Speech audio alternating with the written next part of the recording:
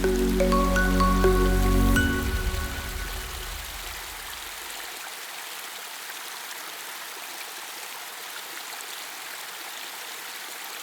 atvykę į Gargždų miestą, Klaipėdos rajono savivaldybės centrą.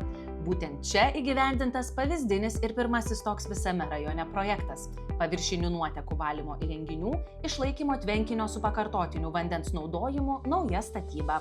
Tai vienas pažangiausių tokio tipo gamta grįstas sprendimas įgyvendintas pagal tarptautinį Interreg Baltijos jūros regiono projektą Waterman. Tikrai noriu pasidžiaugti šito projektu, nes kada savivaldybė pradeda rūpintis ne tik tais kelių tiesimu ir šaligatvių įrengimu, bet ir galvoti apie klimato kaitą, apie tai, kaip spręsti klimato kaitos klausimą.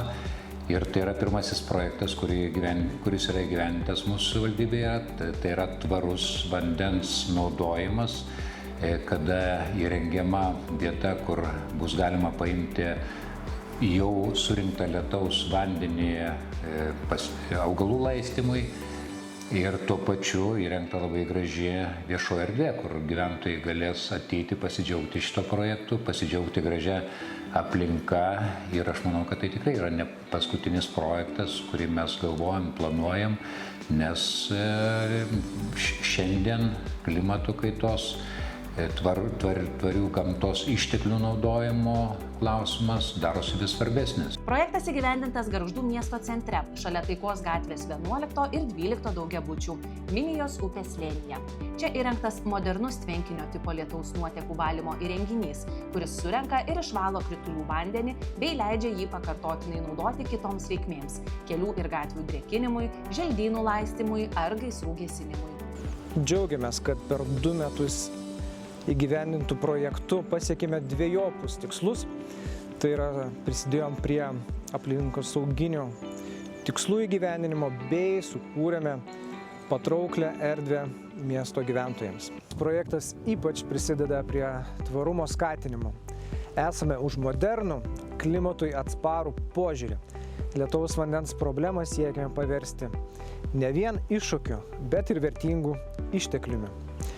Einame link to, kad tokie būtų mūsų strateginiai tvarios infrastruktūros tikslai. Šiuo projektu Gargžduose sprendžiamos net kelios problemos. Viena iš jų – lietaus vandens perteklius, kai dėl klimato kaitos smarkios liūtys perpildo miesto lietaus nuotekų tinklus ir kanalizaciją. Taip pat geriamojo vandens švaistymo problema. Vasarą Gargždų seniūnija sunaudoja apie 300 kubinių metrų aukštos kokybės geriamojo vandens per metus vien tam, kad palaistytų žaliuosius plotus Gargžduose. Džiaugiamės labai šito objektu Watermano ir iš tikrųjų vienas iš pagrindinių tikslų yra sutaupyti geriamąjį vandenį, nes 300 kubinių metrų vandens sutaupysime per metus. Toks tikslas yra, labai džiaugiamės, kad jau pavyko panaudoti vandenį, jį panaudoja Klaipėdos rajono energiją, paviršinių nuotekų tvarkytojas vamzdynų valymui. Vanduo galbūt bus naudojamas ir gaisrinėms reikmėms ir taip toliau. Džiaugiamės šito objektu labai.